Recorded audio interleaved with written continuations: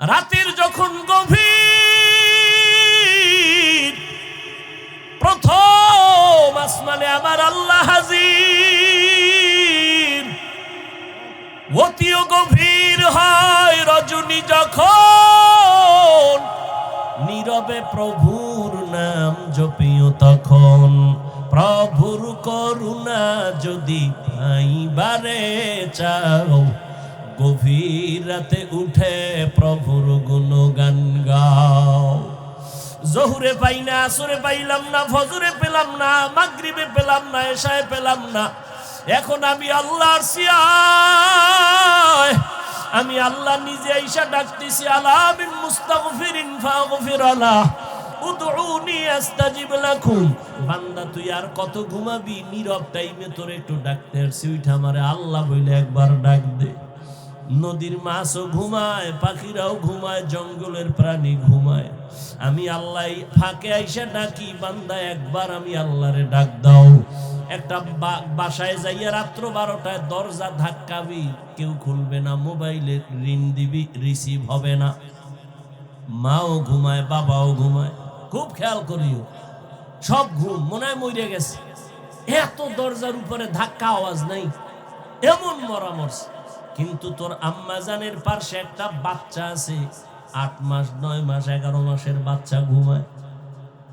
দেখ, ঘরের দরজাগুলো এত জোরে জোরে আঘাত করে, মা টের পায় না। মোবাইলে রিসিভ হয় না, রিং হইতেছে, বাহির থেকে রিংটোন আমি শুনতেছি, কিন্তু আমার ঘরের মা শুনে না, ম্যাডাম শুনে না। কিন্তু আম্মাজানের পাশে বাচ্চাটা হালকা করে একটু আওয়াজ দিছে, মা সজাগ হয়ে গেছে। ও বান্দা, নজর কর, আমি আল্লাহ তোরে কত আদর করে বানাইছি।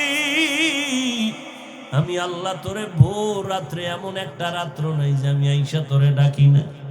তোর কি প্রয়োজন বল, তোর টাকা নাই বল, তোর গুনাহ করছো আমার কাছে বল, ভোর রাতে আমি আল্লাহরে ডাক দে। ওরে, একটা বাচ্চা যখন মাকে আম্মু বলে ডাক দেয়, যত ঠান্ডা থাক না কেন, কাঁচা ঘুমেও যদি মা থাকে, বাচ্চা যখন আম্মু কয়া ডাক দিছে, মায়ের ঘুম ভেঙে গেছে। বাচ্চা কয়, আম্মু আমি বাথরুমে যাব। মাত্র মা ঘুমাইছে, কাঁচা ঘুম, মা সব ফালাইয়া বাচ্চা নিয়ে বাথরুমে। বাবা তো ঘুমায়, কোনো খবর নাই। আল্লাহ বলেন, দেখ, তোর মা আসল কাঁচা ঘুম বাদ দিয়ে তোর একটা ডাক শুই না তাড়াতাড়ি বাথরুমে নিয়ে গেছে। আইসা মা শুইছে, আবার আর একটা বাচ্চা ডাক দিছে, আমার গরম লাগে কাঁথা দাও, ঠান্ডা লাগে কাঁথা দাও, লেপ কম্বল দাও। মা আবার ওই বাচ্চার আবদার পূরণ করে। ওই মায়ের থেকে তোর 99 গুণ মায়া আমি আল্লাহর বেশি। ও বান্দা, তুই জীবন ভর অন্যায় করিয়া যদি একবার মুহাব্বতে ডাক দাও আল্লাহ, ওরে বাচ্চার ডাকে যদি মার কলিজা ঠান্ডা হয়, মায়া জন্মায়, আমি আল্লাহরে যদি একবার আল্লাহ বলে ডাক দাও, আমার কেন মায়া হবে না? আমি তো আলাদা কোনো সন্তান জন্ম দেই নাই, কারো থেকেও জন্ম আমি নেই নাই। ও বান্দা, এত আদর করে তোরে বানাইছি, আমি আল্লাহ তোর ব্যবসা চাকরি লেখাপড়া বন্ধ করে বলি নাই আমারে ডাক দে। বান্দা, তুই ঘুমাবি ঠিক, তবে ভোর রাতের ঘুম তোর স্বাস্থ্যের জন্য ক্ষতি ক্ষতি ক্ষতি। তোমার মেধা দিয়া গোটা দুনিয়া আলোকিত করে নাও, চরিত্র সুন্দর করে আগাও। মনটাকে বুঝাই, ওরে মন, আমার কপাল কেন এত খারাপ? আমার মতো যুবক স্কুল কলেজে পড়ে, চাকরি করে, ব্যবসা করে, যদি 5 বেলার নামাজ পড়তে পারে, আমি কেন পারি না? আমার কপাল কেন খারাপ? ও আল্লাহর বান্দারা, তোমার মতো যুবক রাস্তায় গাড়ি চালায়, শ্রমিকের কাজ করে, নামাজ ছাড়ে না, বলো তুমি কেন পারো না? ও পর্দার আড়ালের আম্মা জানেরা, এতক্ষণ আপনাদের সন্তানদের যত বয়ান শুনাইলাম, এগুলো বাস্তবায়নের জন্য আপনার দোয়া লাগবে, অবদান লাগবে। মা বাবার অবদান ছাড়া এগুলো কোনোদিন বাস্তবায়ন সম্ভব না। এ দুনিয়ায় যত ভালো ভালো সন্তান আছে, সব হলো মায়ের দোয়ার কারণে। গাছ ভালো হলে তো ফল ভালো হবে, মায়ের আদর্শ ভালো হলেই তো সন্তান ভালো হবে। খাজা মঈনুদ্দিন চিশতি আজমিরি রহমাতুল্লাহ আলাইহি মদিনাতুল মুনাওয়ারা থেকে ভারতে আসেন কালেমার দাওয়াত নিয়ে। আজমিরে এখন তার মাজার পড়ে আছে। খাজা মঈনুদ্দিনের হাতে ভারতের জমিনে লক্ষ লক্ষ বলে কত, কেউ বলে 90, কেউ বলে 99 লক্ষ বিধর্মী কালেমা পড়েছে। মঈনুদ্দিনের দিলটা খুশি, মায়ের সামনে খুব আনন্দিত হাসতেছে। আম্মা জান বলে, মঈনুদ্দিন এত আনন্দ কেন? বলে, মা, লক্ষ লক্ষ বিধর্মী আমার হাতে কালেমা পড়েছে।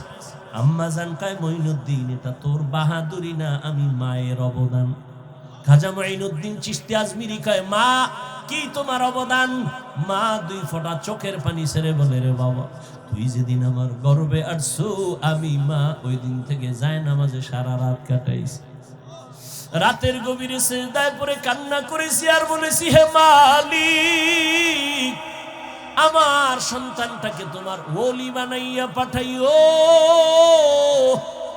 শুধু তাই না, তুই যখন দুনিয়াতে আসছ, আমি তোরে যতদিন দুধ পান করাইছি, আমি মা আল্লাহর কসম করে বলি, 1 ফোঁটা দুধও তোর মুখে বিনা অজুতে দেই নাই।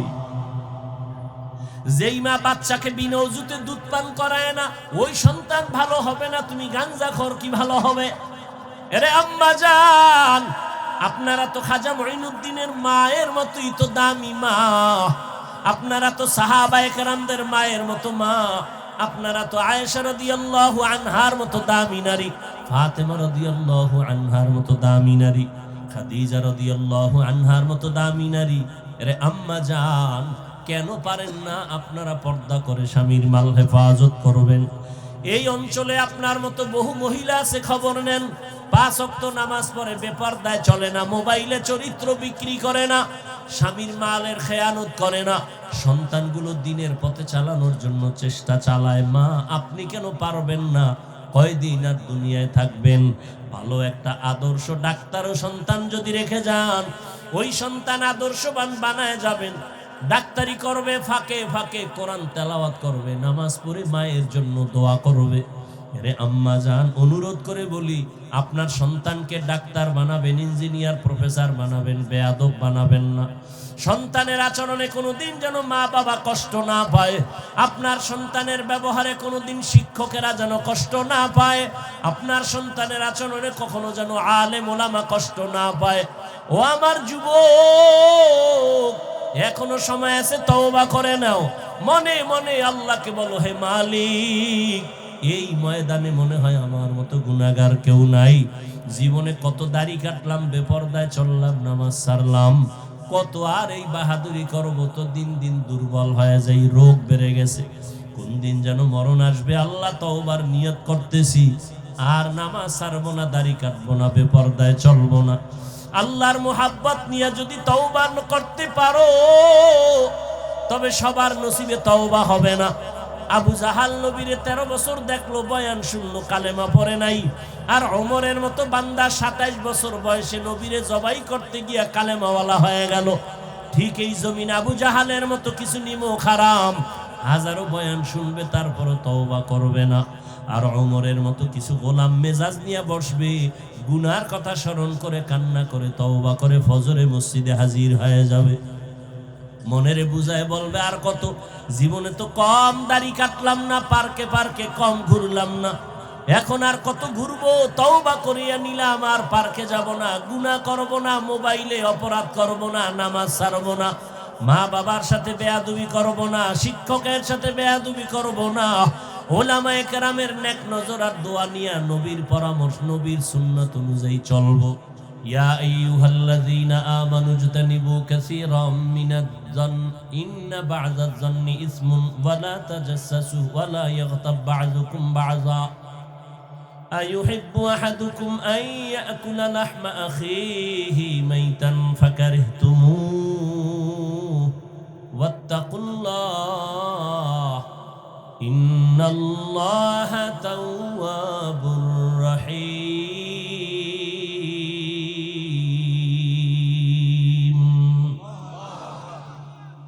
আল্লাহ বলেন, হে মুমিন, তোমরা খারাপ ধারণা থেকে নিজেকে বাঁচাও।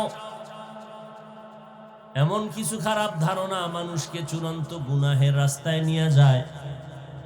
আল্লাহ নিজে বলেন, এই মুমিন, তোমরা কি পছন্দ করো তোমাদের মরা ভাইয়ের গোশত খাবা? আল্লাহ বলেন নিজেই ফাকারিহতুমু, না তোমরা পছন্দ করো না, তো আত্তাকুল্লাহ, আমি আল্লাহকে ভয় কর। আমি আল্লাহর ভয় অন্তরে জমা করে গীবত থেকে নিজেকে বাঁচাও। প্রত্যেকটা মুহূর্ত গীবতে আমরা পেঁচায় গেছি, ঘরের মধ্যে, বাইরে, দোকানে, রিকশায়, গাড়িতে, অল টাইম গীবত। মারাত্মক কবিরা গুনাহ। শুধু কি তাই, গীবতের মারাত্মক একটা ক্ষতি হলো, যে ব্যক্তি যার গীবত করে তার গুনাহ তার আমলনামায় চলে আসে। না, মারাত্মক একটা ক্ষতি।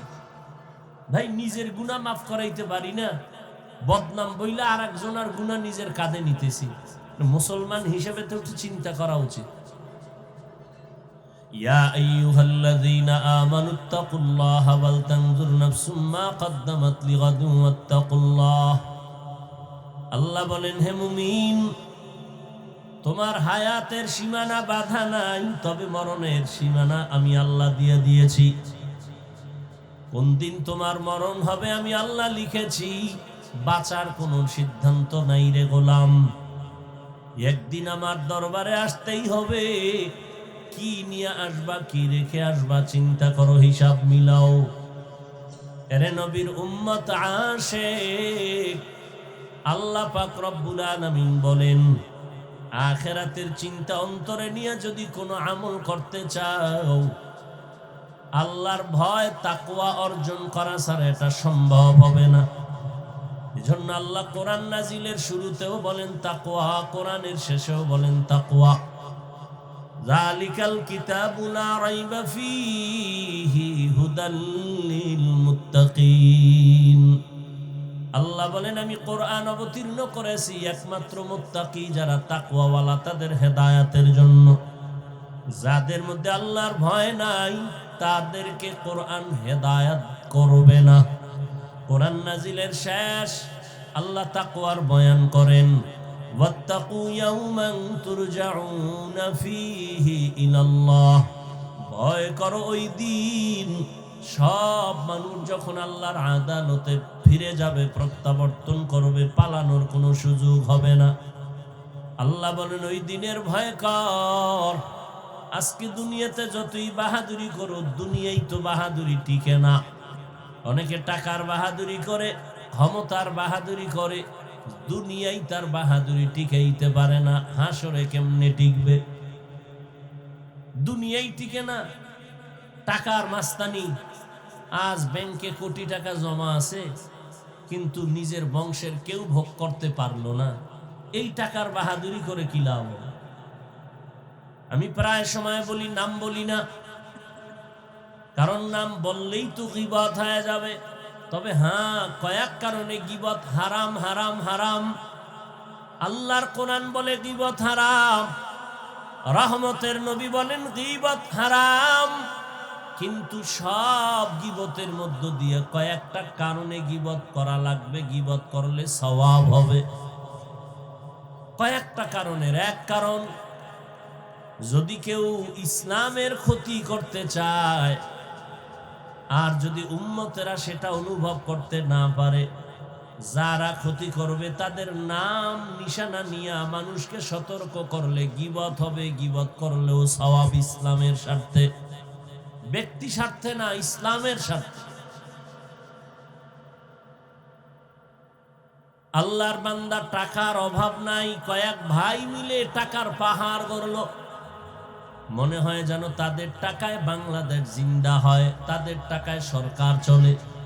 কিন্তু কপাল বড় খারাপ, এত টাকাওয়ালা কয়েক ভাই এমন অন্যায়ের রাস্তায় চলে গেল।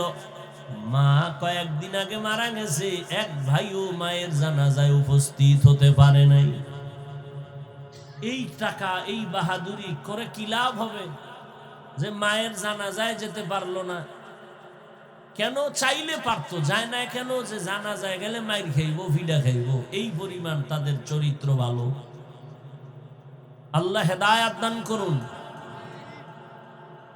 এরে আল্লাহর আশিক, আল্লাহ তাআলা দুনিয়া আমাদের পাঠাইছেন আখিরাতের সম্বল সঞ্চয় করো। দুনিয়া নামক গ্রহটার কোনো মূল্য নাই। বিউটি পার্লারে গিয়ে অনেক কালো মানুষ সাদা হয়ে গেছে, এই সাদা দেইখা পাগল হইও না। অনেক কালো মানুষও সাদা হইয়া বিবাহের সিঁড়িতে বসে। বোকা অনেকে বুঝে না, কিছুক্ষণ পর চেহারায় রৌদ্র লাগে, পানি লাগে, আর সাদা থাকে না, সুন্দর থাকে না। দুনিয়া নামক এই সুন্দর বিউটি পার্লারের মতোই দেখা যায়। চক্ষু দুইটা বন্ধ হয়ে যাবে। তোমার আমার আপন যারা তোমার আমার নিজের গায়ের জামা কাপড় খুলিয়া রেখে 3টা সাদা কাফনের প্যাকেট বানায় কবরে পৌঁছায় দিবে। এতদিন আমার ডানে বামে কত ভক্ত, কত আপন, একটু যদি মরিয়া যাই জীবনে কেউ আর নাম নিবে না। মোবাইলের নাম্বার থাকলেও তা ডিলিট করে ফেলবে। আজকে আমি বলি আমার ঘড়ি, আমি মইরা গেলে ঘড়িটা আর একজনের হাতে দিয়ে বলবে এটা আমার। আমার মোবাইল একজনে টেলিফোন করবে, হাফিজ ভাই কোথায়, আমি মইরা গেছি জানে নাই, আর একজনে টেলিফোন ধইরা বলবে কারে দিছো, কায় হাফিজ, কে হাফিজের মোবাইল নেটা আমার মোবাইল। তাহলে আমার আমার যাই বলো কিছুই তো কিন্তু তোমার আমার না। এমন কি চিন্তা করে দেখলাম মরণের জায়গা যে কবর, এটাও তো আমার না। এরে আল্লাহর গোলাম, দুনিয়ায় তোমার কাজ একটা, আখিরাতের বাজার করো। দুপুর বেলা ঘরের মধ্যে মেহমান আসবে, খানা খাইবা, কি পাক হবে ম্যাডাম বলে তাড়াতাড়ি কোম্পানিগঞ্জ বাজারে যাও, মুরাদনগরে যাও, মাধবপুরে যাও, কসবা যাও, বাজার করে নিয়ে আসো। দুপুরে মেহমান আসবে, আপনি বাজারে চলে গিয়া ইলিশ মাছ কিনলেন, রুই মাছ কিনলেন, গুড়া মাছ কিনলেন, অনেক তরি তরকারি কিনিয়া বাসায় দিলেন, রান্না হয়ে গেল। এবার খাইতে বসিয়া যদি বলেন আমি ইলিশ খাবো না, রুই খাবো না, আমার এই রূপ চাঁদা দাও, বিবি বলবে তুমি কিনিয়া যা আনছো তাই দিতে পারবো। 1000 বার চাইয়া ঝগড়া করতে পারবা, রূপচাঁদা মাছ আমি তোমাকে দিতে পারবো না, কারণ তুমি আনো নাই, চাইলেও দেওয়া সম্ভব না। বাজারে গেছো বান্দা, বাজারে গিয়ে যদি তুমি বাজার যাই করে ঘরে নাও, খানার বেলায় দুপুরে তাই পাইবা। এই দুনিয়াতে তুমি যে কাজ করবা, পরকাল জীবনে তুমি তাই পাইবা। দুনিয়াতে নামাজ আপন বানাও, কবরে হাসরে পলসিরাতে নামাজ তোমাকে সহায় হয়ে কাজ করবে। দুনিয়াতে আল্লাহর কোরআন তেলাওয়াতকে আপন বানাও, কবর পরকাল জিন্দেগি হাসর নাসরে তোমার কোরআন সহযোগিতা করবে। ক্বালা রাসূলুল্লাহ সাল্লাল্লাহু আলাইহি ওয়া আলিহি ওয়াসাল্লাম, ইযা উযিআল মাইয়িতু ফি কবরিহি জাআল কুরআনু ইনদা রাসিহি ওয়াস-সালাতু আন ইয়ামিনিহি ওয়াস-সিয়ামু আন শিমালিহি ওয়াসাইরুল হাসানাতি ইনদা রিজলাইহি। নবী বলেন মানুষ যখন মরে যায় কবরে রাখে 4 জিনিস, 4 দিক থেকে তার সহযোগিতায় দাঁড়ায়। মাথার কিনারায় দাঁড়ায় কোরআন, ডান পার্শ্বে নামাজ, বাম পার্শ্বে থাকে তার সহযোগিতার জন্য রোজা, পায়ের কিনারায় থাকবে নেক আমল। ফেরেশতা আসবে প্রশ্ন করার জন্য, নিষেধ করা হবে আসবে না। কে নিষেধ করছো? বলে আমি এই বান্দার প্রিয় বন্ধু কোরআনুল কারীম। ডান পার্শ্বে যাবে আসবা না, কে নিষেধ করছো? বলে আমি তার নামাজ। বাম পার্শ্বে যাবে আসবা না, কে নিষেধ করলা? বলে আমি বান্দার বন্ধু রোজা। পায়ের কিনারায় যাবে বলবে আসবা না, কে? বলে যাবতীয় নেক আমল, মেসওয়াকের আমল, দস্তরখানের আমল। আল্লাহর নবী বলেন ওই কবর তখন বান্দার জন্য জান্নাতের বিছানার ব্যবস্থা হয়ে যাবে। ও আল্লাহর বান্দারা, অনেকে তো কবরের আযাব বিশ্বাস করে না, শুধু করেই না, আযাব নাই বলিয়া বহু বয়ান ইউটিউবে ছাড়তেছে পর্ব আকারে। কবরে কোনো আযাব হবে না। চরমনাইর সৈয়দ ইসহাক রহমাতুল্লাহ আলাইহি তিনি বলতেন, বাবা কবরে যদি আযাব না হয় ধন্যবাদ, আমিও পেরেশান মুক্ত, তুমিও পেরেশান মুক্ত, কোনো টেনশন নেই। কিন্তু কবরে আযাব হবে তে সন্দেহ নাই, বহু দলিল। হবে না তোমার কথা মেনে নিলাম, যদি কবরে কোনো আযাব না হয় আমি টুপিওয়ালারও কোনো চিন্তা নাই, তুমি গাঞ্জাখোরেরও কোনো চিন্তা নাই। কিন্তু কবরে গিয়া যদি দেখো নামাজ না পড়ার কারণে আযাব হয়, বলো বাবা সেই দিন তোমার উপায় কি হবে, আমার উপায় কি হবে? আর আযাব হওয়ার তো দলিল প্রমাণ অভাব নাই। রহমতের নবী হাঁটতেছেন, পেছনে সাহাবায়ে কেরাম হাঁটতেছেন। হঠাৎ নবী দাঁড়ায় বলেন, ও সাহাবায়ে কেরাম দাঁড়াও, ওই যে কবর দেখো, কবরের মধ্যে আযাব চলতেছে, তাড়াতাড়ি আমরা একটু দোয়া করে দেই, কবরের আযাব যেন মাফ হয়ে যায়। নবী দোয়া করলেন, এরপরে কবরের আযাব মাফ হয়ে গেল। আমাদের জাতি ভাইদের মধ্যে একদল প্রশ্ন করেই ফেলবে, হাফিজ ভাই ধন্যবাদ আপনাকে, আজকে নবী কবরের আযাব দেখে দোয়া করলেন, তাহলে আপনারা কেন নবীরে গাইবের মালিক মানেন না? নবী যদি গাইব নাই জানে, কবরের আযাব দেখলেন কিভাবে? প্রশ্নকারীরা আছে না, এ নিয়ে কিলাকিলি করবে, তো নামাজ পড়বে না। তুমি নামাজ নাই, রোজা নাই, হালাল হারামের ভেদাভেদ নাই, তোমার এই সমস্ত বিষয় নিয়ে তর্ক করার তো কোনো সুযোগই নাই, অধিকারই নাই। একটা মুসলমানের সব থেকে বড় পরিচয় নামাজ। নবী বলেন, বাইনাল আবদি ওয়া বাইনাল কুফরি তারকুস সালাহ। বেঈমান আর মুমিনের ব্যবধান হলো নামাজ। বেঈমান নামাজ পড়ে না, মুমিনেরা নামাজ ছাড়ে না। আল্লাহ বলেন, বান্দা দুনিয়াতে তোরে পাঠাইলাম, আখিরাতের সম্বল অর্জন কর। তোর দুনিয়াতে চলার জন্য যা প্রয়োজন সব আমি আল্লাহ অগ্রিম আয়োজন করে দিলাম। দুনিয়াতে চলতে তোর পানির প্রয়োজন, আমি আল্লাহ ফ্রি দিয়ে দিলাম, কোনো বিল লাগবে না। দোকান থেকে এক বোতল মাম কিনতে যাও, আধা লিটার 15 টাকা 20 টাকা তোমার টাকা দিতে হবে। আমার আল্লাহর দেওয়া পানি কি পরিমাণ ফ্রি ভোগ করেছো, কয় টাকা বিল দিয়েছো? ও বান্দা, আল্লাহ বলেন, দুনিয়াতে চলতে তোমার প্রয়োজন আলো, আমি আল্লাহ সূর্য দিয়া চাঁদ দিয়া ফ্রি ভাবে তোমার আলো সার্ভিস দিয়া দিলাম, কোনো বিল চাই নাই। দুনিয়াতে চলতে তোমার বাতাসের প্রয়োজন, আমি ফ্রি করে দিলাম, কোনো বিল লাগবে না। ও বান্দা, তোমার চলার জন্য রাস্তার প্রয়োজন দিলাম, খানার প্রয়োজন তাও আয়োজন করলাম। আমি আল্লাহ গর্তের পিপিলিকেরও খানা দেই, নদীর মাছেরও খানা আমি দেই, উড়ন্ত পাখির খানা দেই, জঙ্গলের প্রাণীর খানাও আমি দেই। বান্দা, তোর খানা কেন আমি দিব না? বরং সারা দুনিয়ার যত প্রাণীরে খানা দেই, সব থেকে প্রিয় খানা এবং হালাল পিওর খানা তোমার জন্য আমি ব্যবস্থা করেছি। মানুষের খানা এত সুস্বাদু, এত পিওর এবং কাবার করে দিয়েছেন যেন নষ্ট না হয়।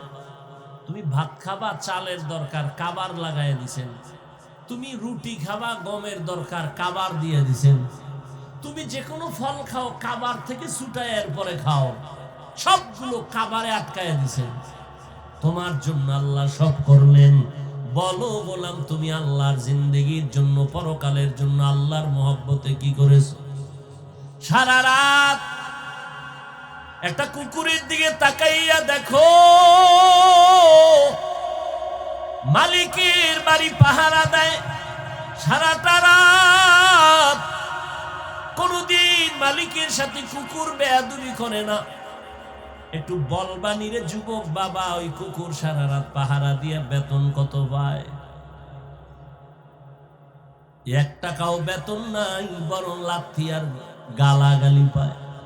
আজও পর্যন্ত কোনো প্রমাণ কেউ দিতে পারবে না যে কুকুর মালিকের সাথে বেয়াদবি করেছে। নতুন মেহমান আসছে বাসায়, কুকুর চিনে না, ঘেউ ঘেউ করে আওয়াজ দিছে, মালিক কয় আমার মেহমান থাম। কুকুর ঠান্ডা হয়ে গেল। মালিকের লাথি আর গালি খাইয়াও কুকুর মালিকের সাথে বেয়াদবি করে না। আর তুমি একজন আশরাফুল মখলুক মানুষ, আমার মালিক আমার আল্লাহ, ওই মালিক থেকে তুমি কি পাও নাই? সব তুমি পেয়েছো। আল্লাহর দেয়া পানি তোমার বাবায় দেয় নাই, আল্লাহর দেয়া সূর্যের আলো, চাঁদের আলো, জমিনের ফসল খাও, গাছের ফল খাও, আমার আল্লাহর দেওয়া, তোমার বাবা দেয় নাই। রাতের বেলা ঘুমাইয়া যাও, ঘুমের মানুষ তো মরা, ঘুমের সময় তো মরার দোয়াই পড়ে মানুষ। আল্লাহুম্মা বিসমিকা আমুতু, ও আল্লাহ তোমার নামে আমি মরতেছি, তোমার নামে মরে যাইতেছি। এমন মরা মরছে, চোর ঢুইকা সব লয়ে গেছে, টের পায় না কি পরিমাণ মরা মরলো। এমন কি মহিলার কানের অলংকার খুইলা নিয়ে গেছে, টের পায় না। আল্লাহ কয়, এই মরাতে তোরে যদি আমি আর না উঠাই, তোর বাবা আর উঠাতে পারবে না। মহামারী করোনার ভেতরে কত প্রাণ আমি নিয়ে গেলাম, করোনার বাতাস কিন্তু তোর গায়েও লাগছে রে যুবক। আমি আল্লাহ তোকে নিয়ে যেতে পারতাম, আমি তোর জীবনটা বোনাস দিয়ে দিলাম, তওবা করে সঠিক পথে চল। মহামারী করোনা আমি আল্লাহ তোরে নেই নাই, তোর আপন কত বন্ধুরে নিয়ে নিলাম। ডেঙ্গুতে তোর কত আপন চলে গেল, আমি তোকে নেই নাই। একই গাড়িতে বসে আছো, অ্যাক্সিডেন্ট হয়ে গেছে, 10 জন মরে গেছে, তোরে নেই নাই। এরে বান্দা, ছাত্র জনতার বৈষম্য বিরোধী আন্দোলনে কত তাজা তাজা প্রাণ চলে গেল, আমি আল্লাহ তোরেও নিয়ে যাইতে পারতাম, আমি তোরে নেই নাই। কয়দিন আর বাহাদুরি করবি? আমার দেওয়া নিয়ামত দিলাম সব তোমার জন্য। ও বান্দা, আখিরাতের সম্বল সঞ্চয় করে নাও, হায়াতটা শেষ হয়ে গেলে আর তোমার ডানে বামে কাউকে পাইবা না। ও আল্লাহর গোলাম, আল্লাহ পাক এ কথা তোমাকে বলে না যে তুমি ব্যবসা ছাড়ো, চাকরি ছাড়ো, তুমি 24 ঘন্টা আল্লাহর হুকুম মতো জিকির করো। আল্লাহ আইন করেন নাই, বরং আল্লাহ কত দয়াময়, 24 ঘন্টার প্যাকেট বানায় আমি রাত আর দিনকে মানুষের দিয়ে দিলাম, এর বাইরে কেউ চলার উপায় নাই। তবে এই 24টা ঘন্টার থেকে 22 ঘন্টা সময় তোমার ব্যক্তি কাজে দিয়ে দিলাম, যাও এই 24 ঘন্টার 22 ঘন্টা তুমি ব্যবসা করো, চাকরি করো, লেখাপড়া করো, পার্সোনাল কাজে ব্যয় করো। থাকলো কয় ঘন্টা? মাত্র 2 ঘন্টা সময়। এটা তুমি আল্লাহর মহব্বতে, আখেরাতের তোমার কল্যাণে, আখেরাতের জন্য তুমি রিজার্ভ করে দাও। তাও একত্রে না। যদি বলতাম একটানা 2 ঘন্টা তেলাওয়াত করতে হবে, বান্দা তোর কষ্ট হতো। আমি যদি বলতাম 2 ঘন্টা একসাথে নামাজে দাঁড়াতে হবে, তোমার কষ্ট হতো। আমি আল্লাহ 22 ঘন্টা তো আলাদা দিয়েই দিলাম, বাকি যে 2 ঘন্টা এটা আমার জন্য না, তোমার কল্যাণে আখেরাতের অ্যাকাউন্টে জমা রাখবা। তাও একত্রে না, ভাগ করে দিছি, যাতে তোমার ব্যবসার ক্ষতি না হয়, চাকরির ক্ষতি না হয়, লেখাপড়ার ক্ষতি না হয়। বলে তা কেমনে? ফজরের 4 রাকাত নামাজে 20 মিনিট দাও, এরপরে তুমি আবার দোকানে চলে যাও, দীর্ঘ টাইম দোকানদারি আর অফিস করে আবার জোহরের 10 রাকাত নামাজে তুমি আবার 20 মিনিট দিয়ে আবার দোকানে যাও, অফিসে যাও। তোমার ব্যক্তিকা শেষ, আবার এক ফাঁকে আইসা 20 মিনিট দিয়ে আসরের 4 রাকাত নামাজ পড়ে আবার দোকানে যাও। আবার মাগরিবের 5 রাকাত নামাজে 20 মিনিট দিয়া চলে যাও দোকানে, অফিসে, ব্যক্তিগত কাজে। আবার কিছুক্ষণ পরে 9 রাকাত নামাজে সার সময় 20 মিনিট সময় দিয়া বাসায় যাও। বাসায় যাইয়া মা বাবা, পরিবার, সন্তানের হক আদায় করে ঘুমিয়ে পড়ো। আবার ঘুম থেকে উঠা 4 রাকাত নামাজে 20 মিনিট সময় দাও। তাহলে 20 মিনিট কইরা সময় দিয়ে তোমার যেন চাকরিরও ক্ষতি না হয়, ব্যবসার ক্ষতি না হয়, লেখাপড়ার ক্ষতি না হয়। এইভাবে আমি আল্লাহ তোরে দয়া কইরা ভাগ করে দিলাম। তোর ব্যবসারও বন্ধ করতে বলি নাই, চাকরিরও ক্ষতি করি নাই। ফাঁকে ফাঁকে গিয়া 20 মিনিট 20 মিনিট 20 মিনিট 20 মিনিট সময় দিয়া নামাজ পড়বি। আমি আল্লাহ মুয়াজ্জিনের দিয়া ডাকতেছি, তাড়াতাড়ি আয়, আসসালাতু খায়রুম মিনান নাওম। ও বান্দা, তোর ব্যবসায় পাগল হইয়া দুনিয়ায় এমন মজা পাইছো, ফজরের হাজিরায় তোরে মসজিদে পাওয়া যায় নাই। আমি আল্লাহ রাগ করিয়া খানা বন্ধ করি নাই, বাতাস বন্ধ করি নাই, সূর্যের আলো বন্ধ করে দেই নাই। তুই দরওয়াজা জানালা বন্ধ করে সারাটা রাত একটা মোবাইল হাতে নিয়ে কবিরা গুনাহ কবিরা গুনাহ কবিরা গুনাহ দেখে দেখে রাত কাটাইছো। আল্লাহর দেওয়া রাতের ঘুম ছিল তোর শরীরের জন্য মহা ঔষধ। বান্দা তুই ঔষধ ব্যবহার করো নাই, সারা রাতের ঘুম তুই গুনাহ দেখা দেখা কাটায় দিছ।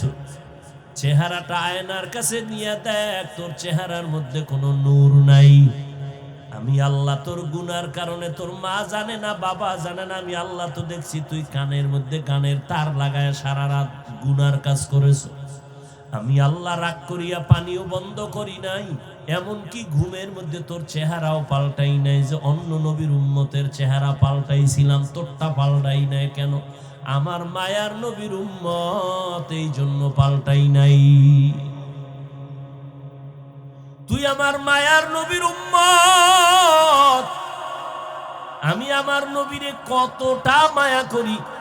মুসা নবী আমার বন্ধু, ঈসা নবী আমার বন্ধু, ইব্রাহিম আমার বন্ধু, ইউসুফ নবী আমার বন্ধু, ইসমাইল আমার বন্ধু, মুহাম্মদ আমার বন্ধু। তবে ব্যবধান, সব নবী রাসূল আমি আল্লাহ তাআলার আশিক, আর আমি আল্লাহ নিজে শুধু মুহাম্মদের আশিক। ইমামুল আউয়ালিনাল আখিরিন বহরে সাদকা রাহমাতাল লিল আলামিন। কেমন নবী? ওই নবীর উম্মত হওয়ার কারণে তোর গুনাহ করার পরও চেহারা পাল্টাই নেই। অন্য নবীর উম্মতেরা গুনাহ করলে আমি ঘুমের মধ্যে চেহারা পাল্টায় বানর বানায় দিতাম, শুকরের মতো বানায় দিতাম। তুই এর থেকে গুনাহ কম করো না, পাল্টাই না কেন? তুই যে আমার মায়ার নবীর উম্মত। তবে দুনিয়ায় কিছু না কইলেও তোর করায় গন্ডায় হিসাব নিব, রেডি থাক। এরে গোলাম, ফজরের নামাজে ডাকছি আও নাই, আবার আমি জোহরে ডাক দিলাম হাইয়া আলাস সালাহ, তোরে জোহরের হাজিরায় পাওয়া যায় নাই। রাগ না করি আবার আসরে ডাকা হলো, আসরও তোরে পাওয়া যায় নাই। মাগরিবে ডাকা হলো, তুই নাই। ব্যবসা ব্যবসা, চাকরি চাকরি, ব্যক্তি কাজে ব্যয় করিয়া মাগরিবেও নাই, এশার নামাজেও তোরে পাওয়া যায় নাই। আমি আল্লাহ রাগ এখনো করি নাই, বরং আমি আল্লাহ এবার নিজে রেডি হয়ে গেছি, তোরে ডাকতে আমি আসতেছি। এবার আমি আসতেছি, এতক্ষণ মুয়াজ্জিনের দিয়া ডাকাইছি, এবার আমি আসতেছি। রাতের যখন গভীর, প্রথম আসমানে আমার আল্লাহ হাজির। অতিও গভীর হয় রজনী যখন, নীরবে প্রভুর নাম জপিও তখন। প্রভুর করুণা যদি পাইবারে চাও, গভীর রাতে উঠে প্রভুর গুণগান গাও। জোহরে পাই না, আসরে পাইলাম না, ফজরে পেলাম না, মাগরিবে পেলাম না, এশায় পেলাম না। এখন আমি আল্লাহর সিয়ায়, আমি আল্লাহ নিজে আইসা ডাকতেছি, আলা বিন মুস্তাগফিরিন ফাগফির লাহ, উদউনি আস্তাজিব লাকুম। বান্দা তুই আর কত ঘুমাবি? নীরব টাইমে তোর একটু ডাকতে আসছি, উঠা আমারে আল্লাহ বইলে একবার ডাক দে। নদীর মাছও ঘুমায়, পাখিরাও ঘুমায়, জঙ্গলের প্রাণী ঘুমায়, আমি আল্লাহ ফাঁকে আইসা ডাকি, বান্দা একবার আমি আল্লাহরে ডাক দাও। একটা বাসায় যাইয়া রাত্র 12টায় দরজা ধাক্কাবি, কেউ খুলবে না, মোবাইলে রিং দিবি, রিসিভ হবে না। মাও ঘুমায়, বাবাও ঘুমায়, খুব খেয়াল করিও, সব ঘুম, মনে হয় মরে গেছে। এত দরজার উপরে ধাক্কা, আওয়াজ নাই, এমন মরা মরছে। কিন্তু তোর আম্মাজানের পাশে একটা বাচ্চা আছে, 8 মাস 9 মাস 11 মাসের বাচ্চা ঘুমায়। দেখ, ঘরের দরজাগুলো এত জোরে জোরে আঘাত করে, মা টের পায় না, মোবাইলে রিসিভ হয় না, রিং হইতেছে, বাহির থেকে রিংটোন আমি শুনতেছি, কিন্তু আমার ঘরের মা শুনে না, ম্যাডাম শুনে না। কিন্তু আম্মাজানের পাশে বাচ্চাটা হালকা করে একটু আওয়াজ দিছে, মা সজাগ হয়ে গেছে। ও বান্দা, নজর কর, আমি আল্লাহ তোরে কত আদর করে বানাইছি, আমি আল্লাহ তোরে ভোর রাত্রে এমন একটা রাত্র নাই যে আমি আইসা তোরে ডাকি না। তোর কি প্রয়োজন বল, তোর টাকা নাই বল, তোর গুনাহ করছো আমার কাছে বল, ভোর রাতে আমি আল্লাহরে ডাক দে।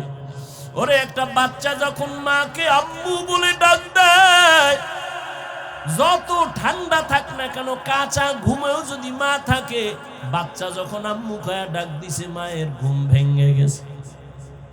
বাচ্চা কয় আম্মু আমি বাথরুমে যাবো, মাত্র মা ঘুমাইছে কাঁচা ঘুম, মা সব ফালাইয়া বাচ্চা নিয়ে বাথরুমে, বাবা তো ঘুমায় কোনো খবর নাই। আল্লাহ বলেন দেখ তোর মা আসল কাঁচা ঘুম বাদ দিয়ে তোর একটা ডাক শুই না তাড়াতাড়ি বাথরুমে নিয়ে গেছে। আইসা মা শুইছে, আবার আর একটা বাচ্চা ডাক দিছে, আমার গরম লাগে কাঁথা দাও, ঠান্ডা লাগে কাঁথা দাও, লেপ কম্বল দাও। মা আবার ওই বাচ্চার আবদার পূরণ করে। ওই মায়ের থেকে তো 99 গুণ মায়া আমি আল্লাহর বেশি। ও বান্দা তুই জীবন ভর অন্যায় করিয়া যদি একবার মুহাব্বতে ডাক দাও আল্লাহ, ওরে বাচ্চার ডাকে যদি মার কলিজা ঠান্ডা হয়, মায়া জন্মায়, আমি আল্লাহরে যদি একবার আল্লাহ বলে ডাক দাও, আমার কেন মায়া হবে না? আমি তো আলাদা কোনো সন্তান জন্ম দেই নাই, কারো থেকেও জন্ম আমি নেই নাই। ও বান্দা এত আদর করে তোরে বানাইছি, আমি আল্লাহ তোর ব্যবসা চাকরি লেখাপড়া বন্ধ করে বলি নাই আমারে ডাক দে। বান্দা তুই ঘুমাবি ঠিক, তবে ভোর রাতের ঘুম তোর স্বাস্থ্যের জন্য ক্ষতি ক্ষতি ক্ষতি। এই যে রাতের ঘুম শরীরের জন্য খোদার কসম শরীরের মহা ঔষধ ফ্রি। তবে চিকিৎসা বিজ্ঞানীরা লিখেছে, গুগলে আকাম করো কা মোবাইলে, ভালো করার তো মোবাইলে বহুত অপশন আছে, নাই? আজকে গুগলে সার্চ দিবি, ব্রেন নিয়ে সার্চ দে, ইউটিউবে সার্চ দে ব্রেন কি, এই খালি ব্রেন নিয়ে গবেষণা ইউটিউব দেখবি, তোর 1 মাস লাগবে এটা বুঝতে। এবার কাগজ কলমে লিখবি ব্রেনের কতটা অপশন আছে ভেতরে, এগুলো কিভাবে কিভাবে তৈরি। চিকিৎসা বিজ্ঞানীরা সবগুলো ডিটেলস গুলো ভিডিও আকারে দিয়ে দিছে। আকাম দেখো কেন? এগুলো দেখে জ্ঞান বাড়াইতে পারো না? জীবনে কি নিয়ে মরবি? বরদোয়া, মায়ের বরদোয়া, বাবার বরদোয়া, শিক্ষকের বরদোয়া, এই শুধু মোবাইলকে কেন্দ্র করে তোর জীবনটা চূড়ান্ত নষ্ট করে ফেললি। না মা তোরে ভালো জানে, না বাবা ভালো জানে, না শিক্ষক ভালো জানে, না আলেম ভালো জানে। তুই এখন মরলে তোর মাও খুশি মনে মনে, যেন একটা বালা মুসিবত দূর হয়ে গেছে। কারণ এই ছেলের চরিত্র এত খারাপ যে কোথাও গিয়া লজ্জায় মুখ দেখাতে পারি না। তুই মরে যাবি, তোর মা খুশি। এবার বুঝ তোর কপাল কত খারাপ। জীবনে কি অর্জন করেছ? মা বাবার বরদোয়া, শিক্ষকের বরদোয়া, এই শুধু মোবাইলকে কেন্দ্র করে বেয়াদুবি বেয়াদুবি বেয়াদুবি। না চরিত্র আছে তোর, না লেখাপড়া আছে, কিচ্ছু নাই। এই মোবাইল দেখতে দেখতে চোখের পাওয়ার শেষ, কিডনি শেষ, হার্ট শেষ, বিবেক শেষ, চরিত্র শেষ। গুগলে সার্চ দে, হুজুরের কথা তো মানবি না, তোর কপাল খারাপ। গুগলে সার্চ দে, চিকিৎসা বিজ্ঞানীরা ডিটেলস লিখে দিছে টাচ মোবাইলে শরীরের কোন কোন অঙ্গের ক্ষতি হয় দেখ। এরপরও দেখবি ইউটিউবে কোরআন তেলাওয়াত দেখতে পারো না? মক্কা মদিনার ইমামের তেলাওয়াত শুনবি, দিল ঠান্ডা হবে, একসময় চোখে বানিয়ে। মানুষের এই দেহ নিয়ে গবেষণা করতে পারো না যে মানুষটারে কেমনে আল্লাহ বানাইছে? চিকিৎসা বিজ্ঞানীরা অধিকাংশ এইগুলি দেখে মুসলমান হয়ে গেল। এজন্য আল্লাহ কোরআন শরীফে বলছে, তুমি আমি আল্লাহকে কই খুঁজো, অফি আনফুসিকুম আফালা তুবসিরুন, নিজের মধ্যে খোঁজ, আমি আল্লাহর পরিচয় পেয়ে যাবে। এজন্য বহু বৈজ্ঞানিক এই মানুষের গবেষণা করে করে করে করে করে করে মুসলমান হয়ে গেছে। খালি ব্রেন নিয়ে গবেষণা করো, হার্ট নিয়ে গবেষণা করো, দেখবা তোমার চোখ খুলে যাবে। ভিন্ন নেশা করো কেন? কি হতে চাও বলো? রাস্তার পাগলও তো নিজের ভালো বুঝে, তুমি তার থেকেও খারাপ। তোমার তো একটা গন্তব্য নির্ণয় করে চলা উচিত। তুমি কই যাবা? তোমার টার্গেট কি? একটা টার্গেট নিয়ে চলো। তোমার তো কোনো টার্গেটই নাই, উদ্দেশ্য নাই, চলতেছো খাইতেছো বাবারটা।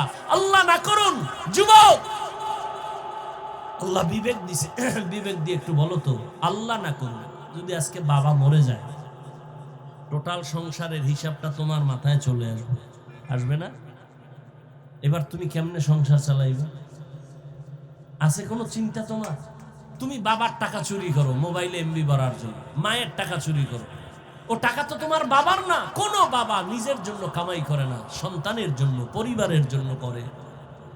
বাবা না খায় থাকে দুঃখ লাগে না, সন্তান না খায় থাকলে কষ্ট পায়। বাবা না ঘুমাইলে কষ্ট নাই, সন্তান না ঘুমাইলে কষ্ট পায়। প্রত্যেকটা পুরুষ জীবন পণে কষ্ট করে, ঘাম ঝরায়, ঘুম মারে শুধু সন্তানের শান্তির জন্য, পরিবারের শান্তির জন্য। না বুঝে ঘরের মহিলা, না বুঝে সন্তানগুলো। যদি বুঝতো, কোন স্ত্রী স্বামীর সম্পদ খেয়ানত করত না, কোন সন্তান বাবার টাকা চুরি করত না। অথচ করতেছো, মূলত নিজের সম্পদ নিজে নষ্ট করতেছো। একটা কথা লিখে রাখো, ভুলে গেলে আবার ক্ষতি হবে, বলে যাই লিখে রাখবা। যেই সম্পদ, মূল সম্পদ যে কামাই করে বাবা, ওখান থেকে যদি স্ত্রী বা সন্তান খেয়ানত করে, কোটি টাকা কামাই করলো ওই সংসারে কোনোদিন বরকত হবে না, আল্লাহর কসম। তাহলে তুমি তোমার সম্পদ নষ্ট করো। বাবায় মরে গেলে তো তুমিই মালিক। একটা মহিলা চিন্তা যদি করতো, স্বামী মরে গেলে তো আমার, তাহলে আমি কেন এই সম্পদ খেয়ানত করি? এই চিন্তাই তো নাই। গুনাহের পথে সম্পদ ব্যয় করে নিঃস্ব হয়ে যায় সন্তান, খবর নেই। জীবনে কি অর্জন করেছে? আমি যে এতক্ষণ বয়ান শুনাইছি তোমাকে, যুবকদেরকে বলছি, আমি কি একবারও বলছি আমি পাস করলি পড়ছি তোরাও পড়, নাইলে জাহান্নামে যাবে? বলছি? আমি কওমি মাদ্রাসার সন্তান, তুমি কওমিতে যাও, না হয় জাহান্নামে যেতে হবে, বলেছি? আমি তাবলিগের লাইনের সন্তান, আমি পীরের মুরিদ, একবারও বলছি তুমি তাবলিগ আর পীরের কাছে না গেলে ধ্বংস? বলি নাই। কি বলি এবার শুনো। তাহলে আমি কি বলতে চাই? আমি টুপি মাথায় দেবা এটা বলি নাই, হুজুর হও তাও বলি নাই, কওমি মাদ্রাসায় যাও তাও বলি নাই, তাবলিগে যাও তাও বলি নাই, গেলে ধ্বংস হবা না গেলে ধ্বংস হবা তাও বলি নাই। যাও আলহামদুলিল্লাহ। তবে আমি মূল কথা বলতে চাই কি শুনো। তুমি স্কুলে পড়ো, কলেজে পড়ো, আলহামদুলিল্লাহ। কেউ দোয়া না করলে আমি দোয়া করি তোমার জন্য। তুমি স্কুলেই পড়ো, সারবানা স্কুলের পড়া, কলেজ সারবানা, খবরদার। এটা আমার ব্যক্তিগত তোমার উপরে ওপিনিয়ন। আমি তোমাকে দোয়া করতেছি, এখানের লোকগুলো আমিন বলবে, কবুল হবে, আমি শুধু দোয়া করি। তুমি স্কুলে পড়ো, ধন্যবাদ তোমাকে। কলেজে পড়ো, ওই পড়া সারবানা। চাকরিজীবী ভাই, চাকরি করো, সারিও না। যারা ব্যবসা করো, করো ব্যবসা, দোয়া করি, সারিও না। তুমি ব্যবসায়ী হও, চাকরিজীবী হও, ডাক্তার হও, ইঞ্জিনিয়ার হও, প্রফেসর হও, ছোট্ট দাবি, বেয়াদব হবা না। আমার ওয়াজ তোমার জন্য এতটুকুই, বেয়াদব হবা না।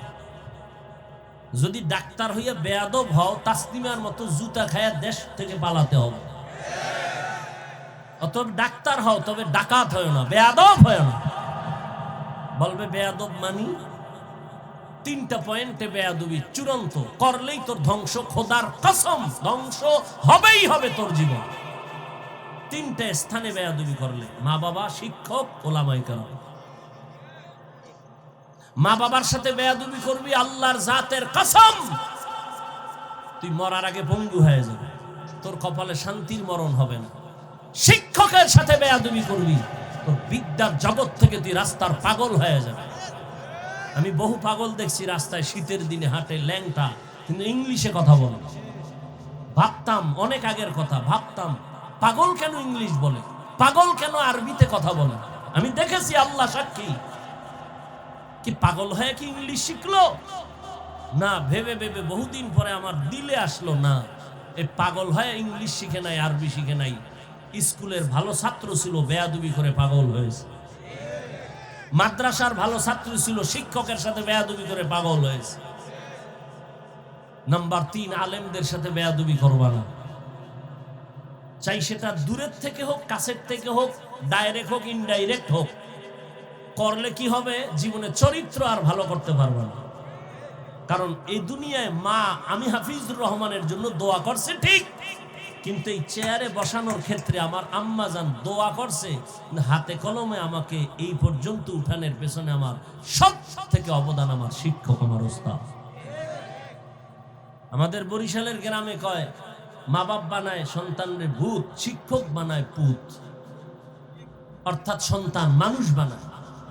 তো যেই শিক্ষক তোমাকে শিক্ষিত বানালো, সায়েন্স শিখাইলো, দস্তখত শিখাইলো, বাংলা কথা বলা শিখাইলো, ইংলিশ শিখাইলো, আরবি শিখাইলো, সে তোমার কাছে আজকে খারাপ হয়ে গেল একটা মোবাইলের কারণে।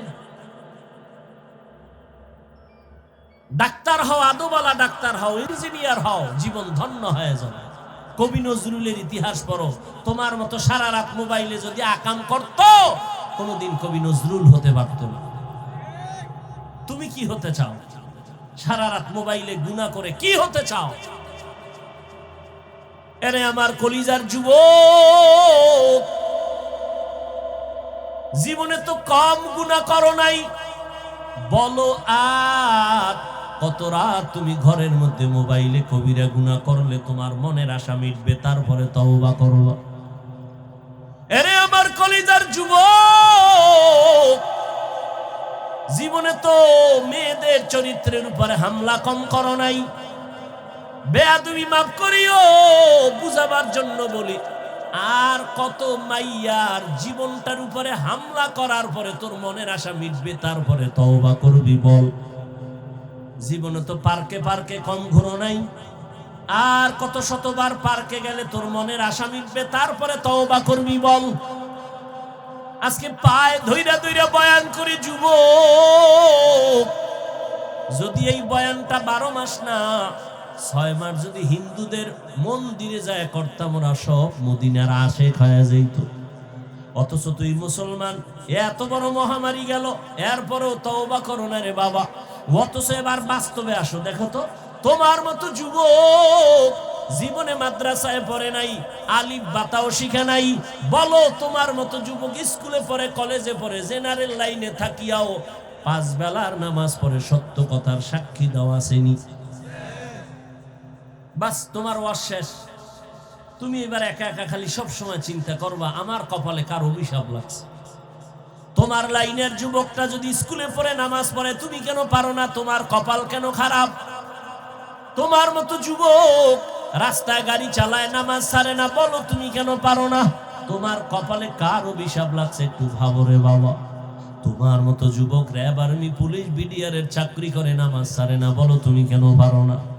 তোমার মতো সন্তান ওসি, ডিসি, এসপি, উকিল, ব্যারিস্টার, ডাক্তার, প্রফেসর, ইঞ্জিনিয়ার, নামাজ পড়ে, দাড়িওয়ালা, ঢাকা বিশ্ববিদ্যালয়ে যাও, জাহাঙ্গীরনগরে যাও, এরকম আরো কলেজে ঘুরো, দেখবা স্কুলে পড়ে কলেজের ছাত্র, বিশ্ববিদ্যালয়ের ছাত্র, মাথায় পাগড়ি লাগানো, লম্বা জামা, লম্বা দাড়ি। কিও তুমি কোন মসজিদের খতিব? বলে না কোন মসজিদে যাব কেমনে, আমি আরবি তো ভালো পারি না। তাহলে এই হালাত কেন? তুমি কোথায় পড়ো? বলে আমি জাহাঙ্গীরনগরে পড়ি, ঢাকা কলেজে পড়ি। তোমার রং কেন এমন? বলে আল্লাহর খাঁটি আলেম যারা, তাদের নেক নজর লাগছে। মা বাবার দোয়া পাইছি, শিক্ষকের দোয়া পেয়েছি। সেদিন একটা সন্তান কলেজে পড়ে বা মাদ্রাসায় গিয়া আমার মতো জামা পরা দোয়া চাইতেছে, হুজুর দোয়া নিতে আসছি। কি কোন মাদ্রাসায় পড়ো? কয় না মাদ্রাসায় পড়ি না, কলেজে পড়ি। কলেজে পড়ি হালাত কেন? আমি নিয়ত করছি আর পড়বো না, মাদ্রাসায় যাব। কোন ক্লাসে পড়ো? কয় আমি 9 শেষ করে ফেলেছি, আমি 8, 9 শেষ করেছি, এখন বাদ দিয়ে দিতে চাই। আমি বললাম কার পরামর্শ? কয় আপনার। আমি কি মাত্র আসলি আমার সামনে, তুই আবার পরামর্শ নিছস? কয় না নেই না, তো নিবিনি, মানবিনি। বলে হ্যাঁ। আমি বললাম কলেজ আর ছাড়া যাবে না, ওয়াদা কর। কলেজে থাইকা ডাক্তার হবি, তোর মতো ধর্মীয় লাইনের আল্লাহর মোহাব্বত আলা ডাক্তার দরকার, ইঞ্জিনিয়ার দরকার, এমপি দরকার, এসপি দরকার। কারণ আমার দেশের সব এসপি, ডিসি, ওসি যদি 5 ওয়াক্ত নামাজি হইতো, আমার এই সমাজে কোরআনের বয়ান করতে কোনো বেনামাজি সুদখোরের অনুমতি নেওয়া লাগতো না। এরে নবীর আশিক উম্মতের দল, আজকে তুমি নাক টেনে ঘুমাও দেশ স্বাধীন স্বাধীন বলিয়া। এত চালাকি করিও না রে বাবা, বেশি নাচানাচি কইরো না, পিডা কিন্তু আবার আসতেছে কপালে। কারণ দেশ স্বাধীন যদি হইতো, চট্টগ্রামে আইনজীবীর গলায় ছুরি চালায় কেন? এই নিমো হারাম ধান্দাবাজার চান্দাবাজের গোষ্ঠী, স্বাধীন স্বাধীন বলে স্লোগান দাও। কিসের স্বাধীন? মুসলমান স্বাধীন বলবে ওই দিন যেদিন ইসলামের স্বাধীন হবে। স্বাধীন বলে নাক টেনে ঘুমাবি সেদিন এদেশের মাদ্রাসা মসজিদের কমিটিতে কোনো বেনামাজি থাকবে না যেদিন। কিসের স্বাধীন বলো? শিয়ালের হাতে মুরগি দিয়া আমানত নিছো 3 দিনের। শিয়াল কোনদিন মুরগি দিবে? শিয়ালের হাতে মুরগি আমানত রাখা যেমন বোকামি, ধর্মের চাবি সুদখোর বেনামাজির হাতে দেওয়া তেমন বোকামি। দিছে কারা? জিব্রাইল। এই সুদখোর বেনামাজির হাতে ধর্মের চাবি দিছে কে? জিব্রাইল। কে দিয়েছে? আমরা কইতে লজ্জা লাগে, ভোটের আগের রাত্রে পচা পায়খানা খাইছো টাকার নামে, লজ্জা লাগে নাই? বাথরুমে গিয়া 10 গ্রাম তাজা পায়খানা খাইতা, হালাল সাবান দিয়ে কুলি করতা, গন্ধ শেষ। কিন্তু প্রার্থীর থেকে যে টাকা খাইছো ও জাহান্নামের আগুন দিয়ে কুলি করা লাগবে না, গন্ধ যাবে না। স্বাধীন স্বাধীন বলো না, কিসের স্বাধীন? আমি চরমনের মাঠে বলেছি, কাফনের কাপড় রেডি রাখ, আবার আন্দোলন করতে হবে। মুসলমানের আন্দোলন একবার না, জালেমের বিরুদ্ধে আন্দোলন করতে হবে বারবার। কোন জালেমকে ছাড় দেওয়া হবে না। ওলামায়ে কেরাম ক্ষমতা চায় না, এই জাতির মুক্তি চায়। তোমরা ক্ষমতায় থাকো, কিন্তু জুলুম করলে আবার আন্দোলন হবে। ওলামায়ে কেরামের মতো তোমার আপন বন্ধু কেউ নাই, সব চান্দাবাজ আর ধান্দাবাজ। একমাত্র নিঃস্বার্থ তোমার বন্ধু ওলামায়ে কেরাম, আর কেউ না। ছাত্র জনতার বৈষম্য বিরোধী আন্দোলনের সফলতার চাঁদ উঠছে ওই সময় যখন আলেম ওলামা মাঠে নামছে ছাত্র নিয়ে। এর আগে সফলতার চাঁদ উঠে নাই। কিন্তু এত সুন্দর বিজয় হওয়ার পরে কোন আলেম বলছে আমাকে ক্ষমতায় নাও? কেউ উপদেষ্টা জানার দরকার নাই, জুলুম করলে খবর আছে, আবার আন্দোলন হবে। আল্লাহ হেদায়েত দান করুন। চান্দাবাজি ধান্দাবাজি করবে আর বলবে ইসলামে রাজনীতি নাই। রাজনীতি নাই এরকম কোন ইসলাম দুনিয়ায় নেই। তুমি ইসলামটারে খাটো করো কেন? ইসলাম কমপ্লিট। পৃথিবীতে তোমার জীবনের প্রত্যেকটা পরতে পরতে ইসলামের দিক নির্দেশনা আছে। তুমি পরিবার কেমনে চালাইবা, নবীর আদর্শ সেখানে নাই। আঙ্গুলের নখগুলো কেমনে কাটবা, চুল কেমনে রাখবা, কেমনে কাটবা, জুতা কেমনে পরবা, সেখানেও নবীর আদর্শ। নবী নিজে রাষ্ট্র চালায় দেখাইলেন, আবু বকর রাষ্ট্র চালাইলেন, ওমর ওসমান আলী রাষ্ট্র চালাইলেন, সুলাইমান নবী গোটা দুনিয়া চালাইছেন। এ ঘটনা কোরআনে নাই? ইউসুফ নবী মিশরের অর্থমন্ত্রী ছিল, কোরআনে নাই? কেন বলো কোরআনে রাজনীতি নাই? হ্যাঁ, তোমার পচা রাজনীতি নেই। মানুষ জবাই করো, বাড়ি ঘরে আগুন জ্বালাও, এগুলো ইসলামে নাই। ইসলামে আছে মালিক যেই প্লেটে খাবে, গোলাম ওই একই প্লেটে খাবে। ইসলামে আছে কর্মচারী কাজ করবে, ঘাম ঝরার আগে বেতন দিয়ে দাও। আর চান্দাবাজি ধান্দাবাজির রাজনীতি হলো বেতন পাবি না, আন্দোলন করবি, পুলিশের ভিড়া খাবি, বেতন পরে খাবি। এরে নবীরা আশে করে যুবক। এই জন্য আমি বারবার বলি, আমার সমাজের যুবক যদি লাইনে চলে আসো, গোটা দুনিয়াটা লাইনে চলে আসবে। যুবকের পাওয়ার দেখো নাই? 5 তারিখ কথা কয় না? যুবকের পাওয়ার আছে, তবে এই পাওয়ারটা কামিয়াব হবে না যদি উলামায়ে কেরামের নেক নজর না থাকে। তোমার মেধা দিয়া গোটা দুনিয়া আলোকিত করে নাও, চরিত্র সুন্দর করে আগাও। মনটাকে বুঝাই, ওরে মন আমার কপাল কেন এত খারাপ? আমার মতো যুবক স্কুল কলেজে পড়ে, চাকরি করে, ব্যবসা করে, যদি 5 বেলার নামাজ পড়তে পারে, আমি কেন পারি না? আমার কপাল কেন খারাপ?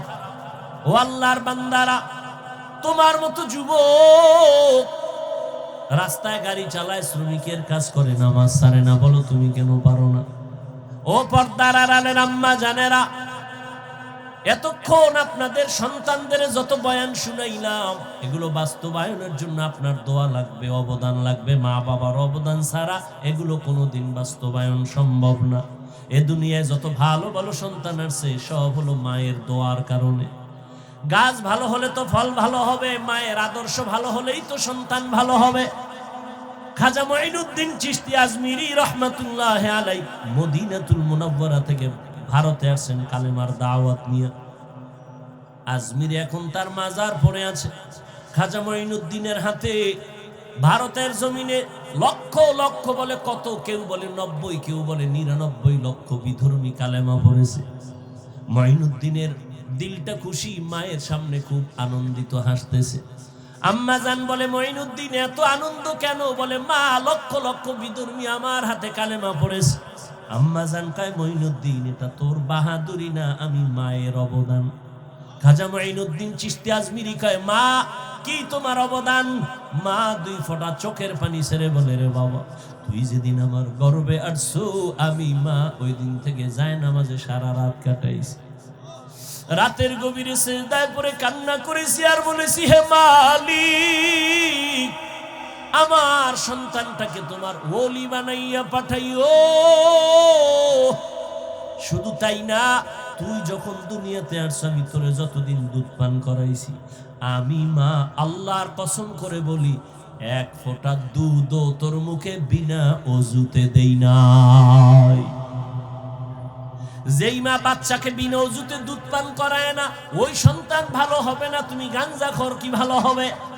আরে আম্মা জান, আপনারা তো খাজা মঈনুদ্দিনের মায়ের মতোই তো দামি মা, আপনারা তো সাহাবায়ে কেরামদের মায়ের মতো মা, আপনারা তো আয়েশা রাদিয়াল্লাহু আনহার মতো দামি নারী, ফাতেমা রাদিয়াল্লাহু আনহার মতো দামি নারী, খাদিজা রাদিয়াল্লাহু আনহার মতো দামি নারী।